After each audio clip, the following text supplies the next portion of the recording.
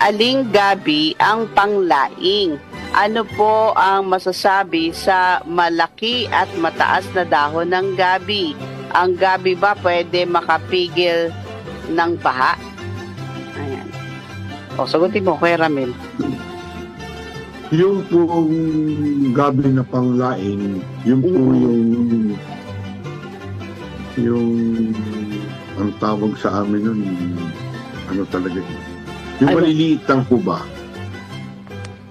Kasi merong gabing San Francisco, hindi po nakakain ng... San Francisco. Hindi kinakain yung dahon nun. Yung laman lang. Oo. Okay, laman lang. Oo, yun nga. Yung social nga yung baboy ko dati, yun ang pinakakain ng... okay. Yung po bang may gumagapang na parang nagra-runner siya. Okay. Yun ang kinakain na... Yun ang kinakain. Okay. Yung pero, siguro yung sinasabi ng ating texter na malaki at mataas. Baka ito yung ornamental naman. Oo. Hindi, ano rin yun? Gabi na San Francisco. Oo. Okay. Nakakain na naman nun. Yung pero, badyang na tinatawag, badyang ba yan? Badyang? Yung badyang, yun ang kinakain ng yung kinakain din ng laman nun. Nakakain din. Okay. Kaya nga lang, maliit. Kumbaga, alaman? Ang laki-laki niya eh. Yung trunk niya, yun ang pinakakain ng tao ko sa baboy.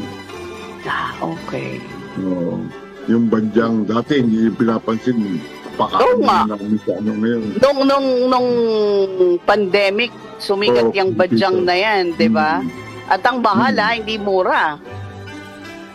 Oo, nagtataka. Sa amin, ordinary lang yan. Sa amin, hindi binibili. Hindi pinapansin, ha? Oo. Marami nilagay sa loob ng bahay, kaya nagmahal. Yayamanin yung bahay.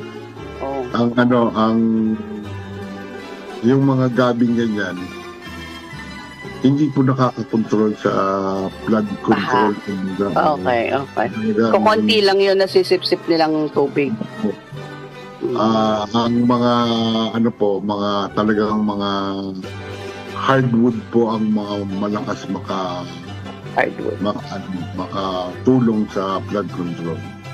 Kaya sinasabi plant more trees, di ba? Para makontrol ang tubig. At saka ako po, yung titip ko lang po sa inyo, kung gusto po nyo kayo sa flood control, at gusto po nyo ang tawag, di ba tawag nila ang tawag nila plant more trees. Bukod mayroon silang term na isa din na reforestation. Parang ganyan na magdadala ka ng puno sa bundok. Tatanim mo. Para po sa akin, kung pupunta po kayo ng bundok, huwag po kayo magdala ng pantanim na puno. Bakit? Magdala na lang po kayo ng buto. Buto. Kasi yung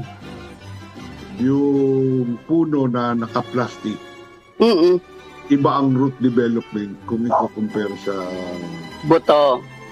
Sa buto, pag tinanim mo, makaka-spread yung roots. Pag nasa plastic, umiikot lang yung roots. Meron nga dito sa may Antipolo, nakita ko, nag-landslide. Ang puno, ang daming punong nakatanim.